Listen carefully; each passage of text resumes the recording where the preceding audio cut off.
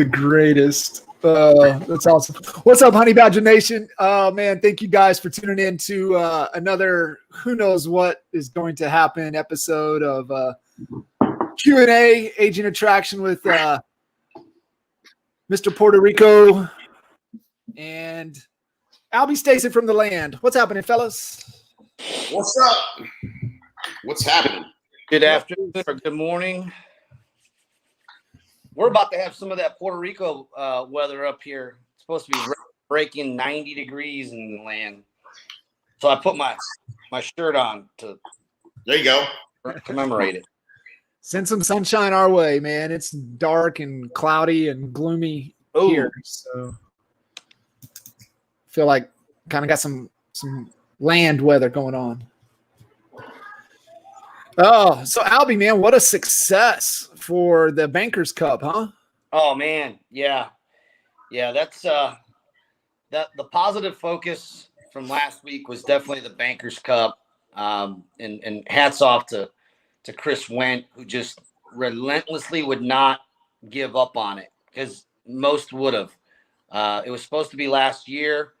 A lot went into it, from the jerseys to the swag to the hat, and he nailed it. He nailed the event, and it was fun. Got to play with a few ex-NHL players, and it's just amazing to play with that level, from going for, the beer league I play on to that.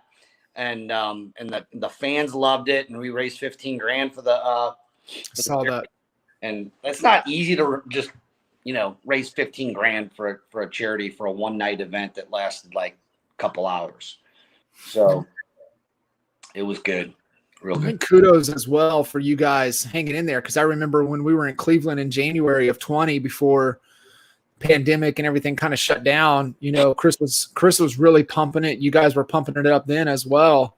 To be able to hang in there, a year later to follow through, says a lot about it as well, which I thought was really, really cool. That he never let up, and guys still made it happen. And you're right. And the other thing that was kind of, the disappointing part was that we had our Honey Badgers from Canada that were supposed to come down. Brandon Town was supposed to play in it. We had people that were going to be flying in, and then, pandemic hit. And if you know anything about our Canadian Honey Badgers, they know one thing better than anything, and it's hockey. Like that is it up there. And so, I'm sitting on the bench, and I had, one of the two NHL guys were right next to me, and he's talking to the other NHL guy, and he looks out at the ice and he goes, "Man, can you believe how slow the play is out there?" I had literally just said to my buddy next that plays on my beer league, I'm like, "Man, this is a lot faster than we're used to." It's like a huge difference. And I was like, man, this is like 2 levels faster than what we're used to going at. But it was a ton of fun. And,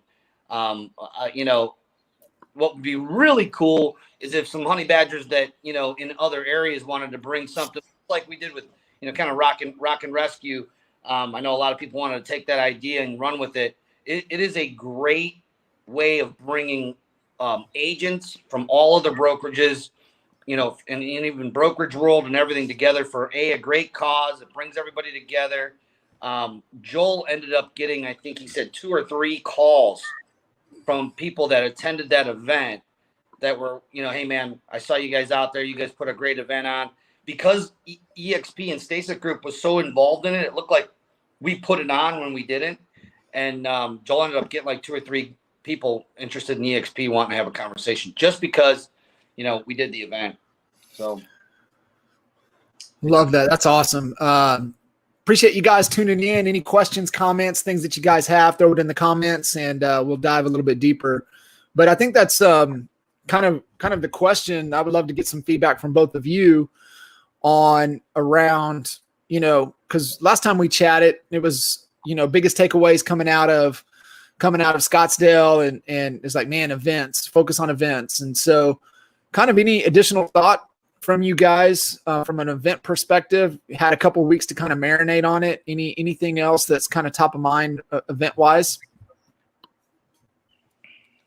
Yeah, I mean, the main thing is, I mean, I think, the next big event is Dallas, right? So, yeah, I mean, it's a number. I mean, the more I talk about it, the more I think about it, the more it just confirms. There's two things this week that like super confirming, right? Like it seems like every once in a while I get on a conversation with someone who's not having success with agent attraction, and it makes me question whether or not the process is working or not, right? Like, and like if but what we know to be true, and at this point, I think I don't know the exact number. I looked at my schedule once as to how many calls I've done, which most of the calls, probably more than half of them are more than half of them are three-way calls with someone else who has seen the video. Like I don't get on calls with people that haven't seen a video. So that's the primary, but I've been on probably 3,000, 4,000 calls, something like that in 3.5 years. The shit works. Get them to watch a video or get them to come to an event. Like if you want to complicate it and make it harder, then by all means do that. But if you want to know what works and what has built 6,000 people into this organization, I can tell you what it is. It's fucking get people excited. All you got to do is get people excited enough to look at the video. They don't understand the model. The first time in a long time, I got on a call today with a lady that she saw a huge move in New Jersey. She reached out to me from Instagram. That never happens, but it did today. And I said, yeah, I'll jump on a call with you. Now, she didn't know anything. What she thought she knew, just like every other person I've ever talked to that hasn't watched the video, she didn't know. And she was honestly seeking the information, but rather than watch a video, she just got on a call with me. And she knew a little bit, but she did not truly know the model. She truly did not know the model. She was mistaken in 2 or 3 things that she thought. They have to, at some point, get interested enough, or you have to get them excited enough to want to understand the model and take a look at the opportunity. And so, yeah, events, is the heaviest lift. If you got a whale, get them to the event. Like that's just, you can't do the heavy lifting enough, and you can't get them to move further along in the process of making a decision. Big decisions are made at big events, on their own, and while they're in the middle of dealing with their, the crazy cycle of their day every day, and then they're going to come to the conclusion, I need to make this move. That's way harder to do. It takes time. So get your people with the tallest trees out of the deepest roots. Get those people to events. It moves them much faster. So I mean, it just every day something happens. It like reiterates the process is the process for a reason. It works, right? So that's my weekly update. The thing that I love about events, right? There's so many damn distractions in everybody's lives that the event forces their attention to give the focus that it needs to be able to make those decisions, right? Because there's just so much shit in the whirlwind of the day to day that, if they're not in enough pain to where they're trying to solve that problem, right? So I'll go back to Albie's decision, and Albie was in a lot of pain because he was like, holy shit, I'm about to be, neck deep in production to solve my problem. I got to find a better way. I got to seek a solution. So he was able to give his attention. Whereas if people aren't in that forced, I'm in a lot of pain, I'm seeking a solution. That's why I love about the events, because when you're in the room, you're usually in the room, right? You're in the conversation and you're pushing out all the other distractions, and you're able to process and then make a better decision. So I really, that's, to me, is the biggest power of the event, right? You're around that energy, or you're around those people, but you're having those conversations, and you're in a way to where you can give your attention and not be distracted with all the other things going on in life. Yeah, and I think that a lot of people, they're trying to will people into seeing it. Instead of trying to will someone into seeing it, then just get them to an event and get them in the environment and let the environment do the heavy lifting. We said this on, 2 weeks ago or whenever, when you asked us, Jay and I are sitting on a plane and we look at each other and be like, damn, it's events. And, for anybody out there that is hearing this and you're like, yeah, they're saying it, but man, I'm going to have to spend thousands of dollars on a hotel room to get this person. But what if they do? What if I spend all this money and then they don't join? Here's the thing that went through my head. How much, what would the investment have been if we would have gotten Chuck Fazio to an event? Jay, we got him to an event What Yeah, kind of ROI? millions a year. Millions a year. I mean, what's it? That's the value of it, right? That is. So let's put that into some perspective in dollar figure, like Right. a Chuck Fazio. If we would have spent, $2,000-$3,000 to get him and his wife to an event, which we didn't, but this was back 3 years ago. But if somebody like him or someone like Curtis or someone like Kyle Whistle, these are people that most people would be like, oh, they'd never join EXP. That's the mindset. One thing Mike Reese said is that I'm going down the list of people who I would think who I'm most afraid to talk to. I'm talking to them first. Eat that frog, right? Remember when Mike said that? You sure did, yeah. And those are the people. Because if we were to look at it, I mean, gosh, I can't even tell you. I mean, they're just in their organization alone is, 5,000 agents at this point? Right. I'm not 3,500, probably 4,000, something like that. Yeah. I mean, I'm sure, some of that falls outside of our reach or whatever, but yeah, it's ridiculous. I'd say that's a pretty good investment. A few million bucks is what it equates to. A few $1 million a year. Well, Albie, no brainer. The thing is right. It's like, what can you do to increase the probability of somebody making a move? Right. So if you just look at it, from a statistic standpoint, what is the close rate of people coming to events for us? What has it been? It's been nearly, I can't think of anybody who hasn't joined over time. Right. So in the 90s, safely 90s.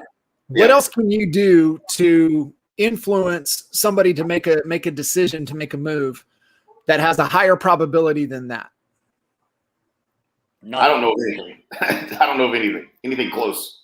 It's better than even getting them on a 3-way call with Jay or me. It's just better. It's because people are asking, well, hey, what video? So I'm going to give my perspective again. I know we have a lot of people that probably that maybe haven't really been told or taught anything, right, about agent attraction. So the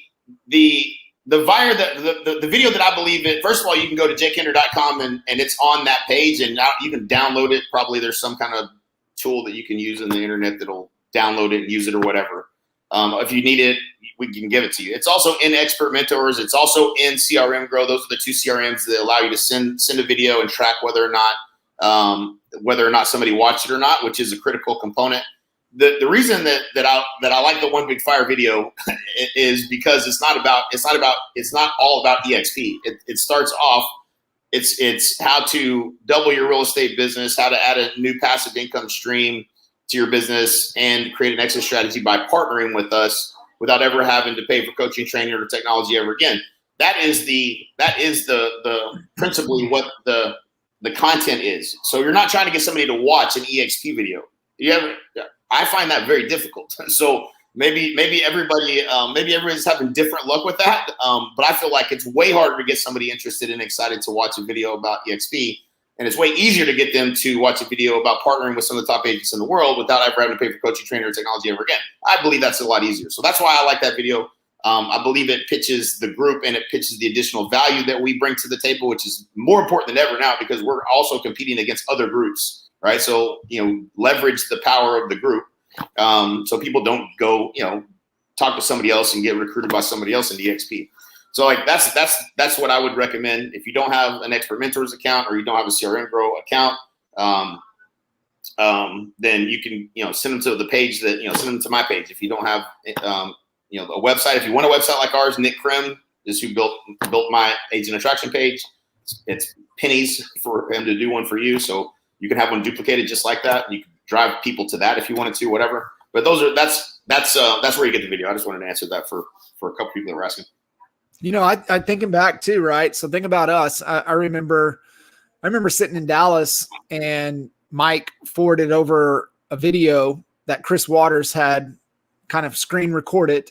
Mm-hmm. And I watched about 37 seconds of it. And it just because of, I don't know. I just wasn't open because we were trying to solve a particular problem. Right. But if it would have been speaking to us about, hey, how can we grow this business? And then it just starts talking about an opportunity. I might have watched a little bit more of it. Right. So, I mean, that's a great point. Right. Yeah. That wasn't the problem we were trying to solve back then. So, it's interesting. But a lot of agents are trying to grow their business. So that message really resonates. So Nick is actually also a honey badger, and in the group here. So it's Nick Krim. So if you just search in the group Nick Krim, you'll probably find his information pretty easily. I think it's nickkrim.com or nickkrim.me or something like that too. Or the content cards. Yeah, content cards. Content cards with a Z at the end. And if you go to that URL, I think it's just content cards with a Z. There's a really cool video that will pop up. And then you can actually start the process right there. There's going to be a form you have to fill out. So versus waiting for Nick to call you, Nick will get back to you, but he's just going to tell you to go right there and fill the form out. So,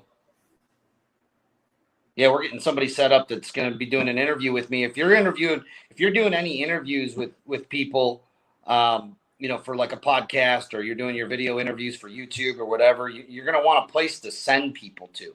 And that's a really good tool to use to be able to send people to.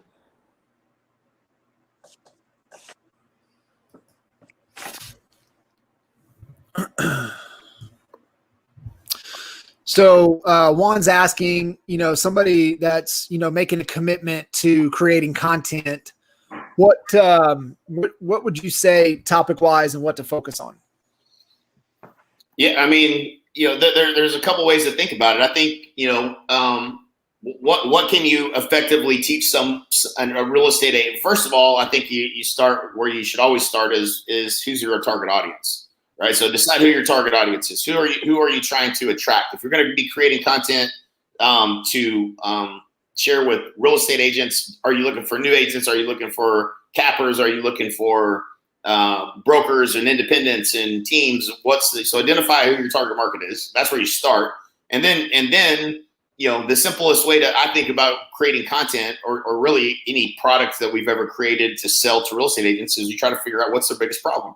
So what is the biggest problem that you have if you're a new agent, or if you're a capping agent, or if you're a team or a brokerage? Make a list of all the problems that they have, and then that's going to become your content around solving those problems, right? So that's the way to think about it. I think. I don't know, that maybe that's too simple of an answer, but that's how I think about it. I mean, that's spot on.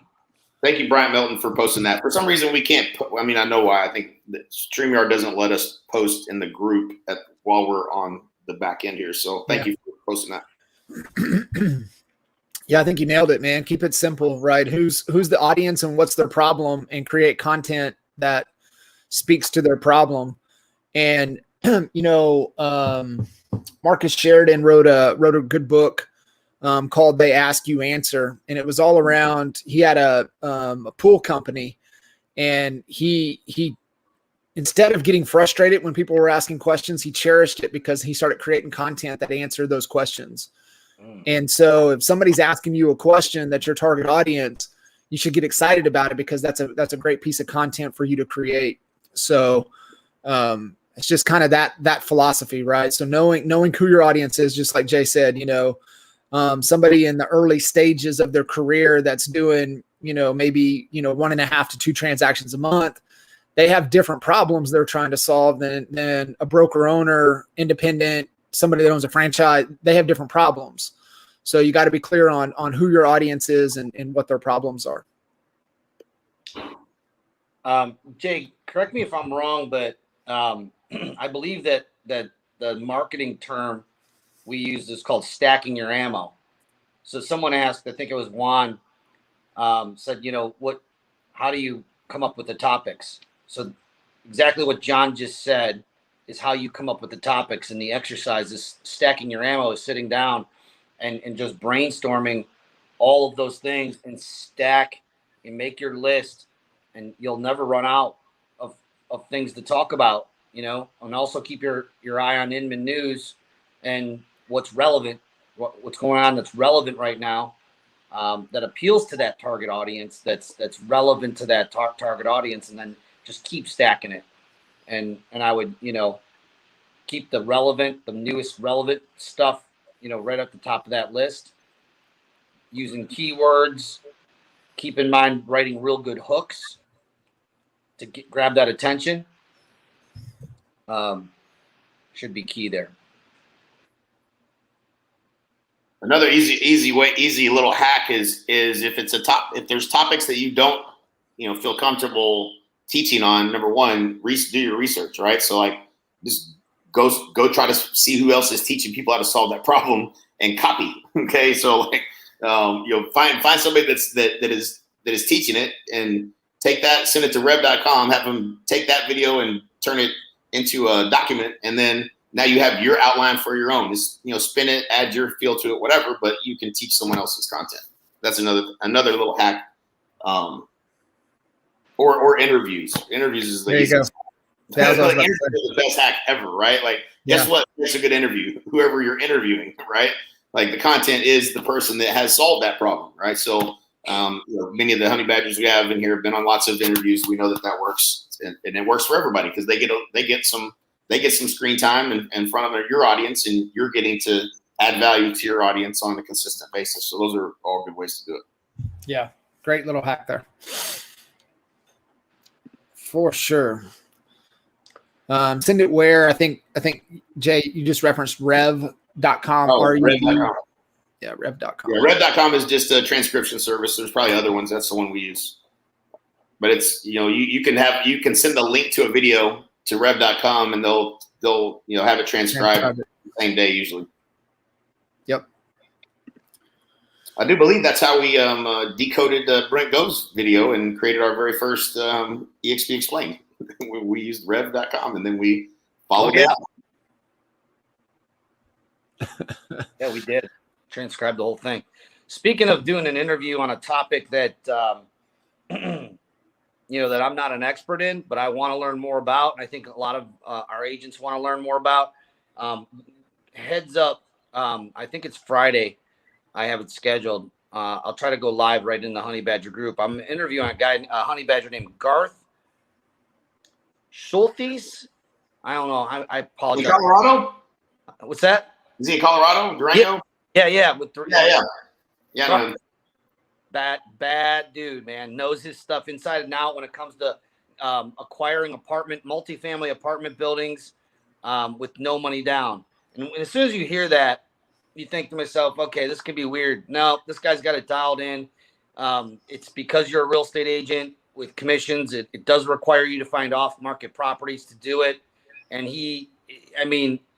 it's brilliant what this guy has laid out. So we're going to unpack it all. I had a great call with him last week. He's created a beautiful passive income. And, a lot of people in this group are making a lot of money and making a lot of income and are able to, they don't need the no money down solution, but there's people that need the no money down solution. So, he's acquired and he's built one hell of a multi-million-dollar apartments and multifamily empire through using this strategy, and he's going to unpack it all.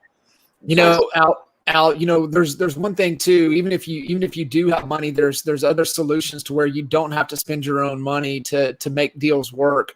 I know Roland Frazier kicked off a deal last year, was essentially about buying businesses with no money down, and it's just same principle, right? That there's all these there's so many ways, so many strategies that if that's something that you're really interested in, definitely seek that knowledge. And I had a great expert mentors with Cuzzy Cliff last week, and we really broke that down, and that's what he talked about, right? He's like, you've got to learn, right, that this money, not only protect it, but find additional ways to continue to build wealth. And it was a great conversation. And the look, the passive revenue stream is obviously what everyone's after and want, but the tax savings and shelter that it creates, and it's not just by buying and owning the building, but there's another step you have to take, and he's going to unpack all that. Is it's really ridiculous. It's something that Caleb has been telling us about for a couple of years now, and what a lot of these top very wealthy people are doing to protect themselves on the tax side, which I know something I need to be doing up here in Ohio since I'm not with Puerto Rico. So, Al, do you know exactly what time? So that interview's on Friday. Do you know what time? Yes.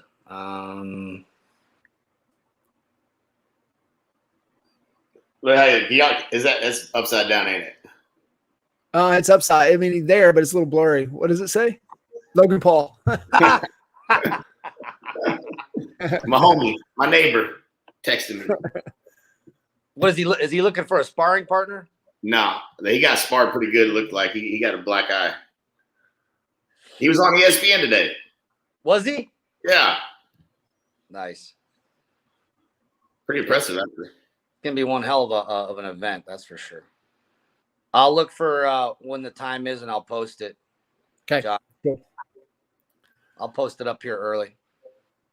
I like it. Yo. I like it. Oh man, what else is good? What else is going on? Just kind of like what we said.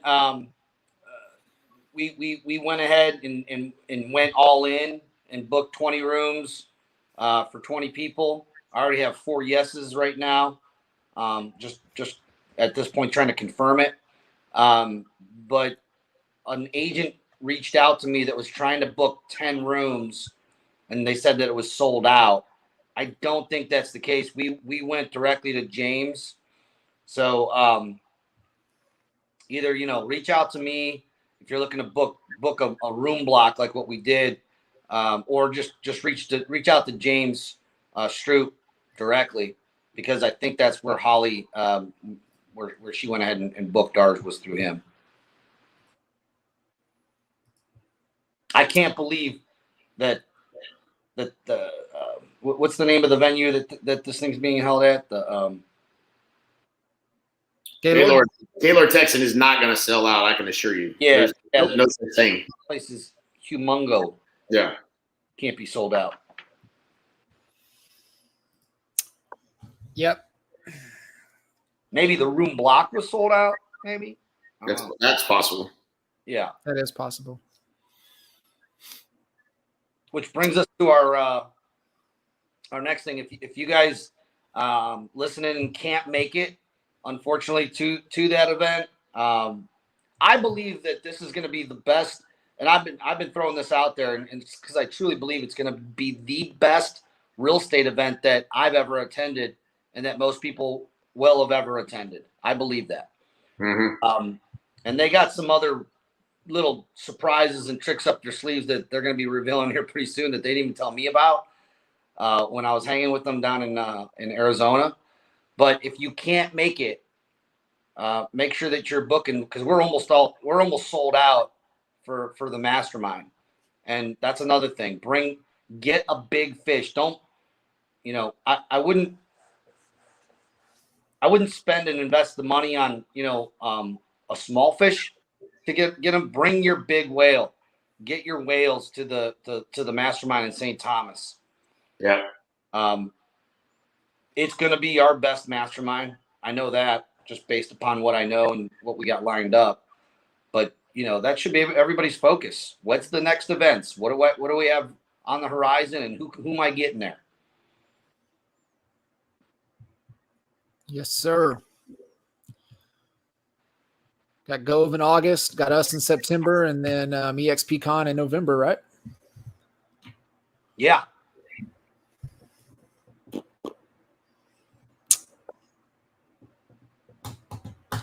St. Thomas is not sold out. The room block is sold out, but not the event. I think we still have a few spots available. Yeah, the room block is sold out, but you can still get a room. And the beauty with that room block is if you acted quickly, it was $300 a room for the Ritz, which is an insanely low price. You're just gonna have to pay a little more for a room, but you can get it. And of course, there's the John, are those called the suites at the Ritz that are like little? Yeah, the Ritz Club.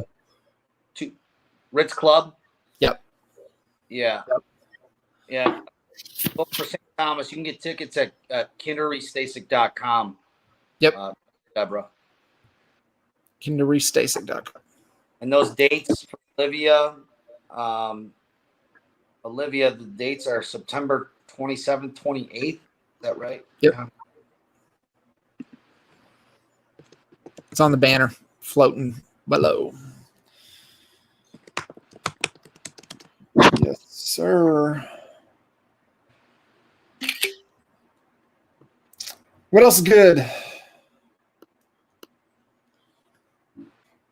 Everything's good. Everything's good. Kids are almost out of school, and summertime. Summertime. It is lightning and thundering here right now. Oh, man. Well, I got blue skies up here, see? It ain't all that bad. I don't got Jake Paul running down the street, but I got some nice blue skies.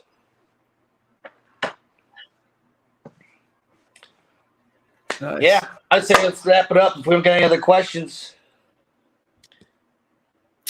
We're all going to suffer one of two pains, the pain of discipline or the pain of regret. Yep. Yes, sir. Be disciplined out there, honey badgers. Awesome. Appreciate you guys. Thank you, guys. Peace. See you guys next time. See ya.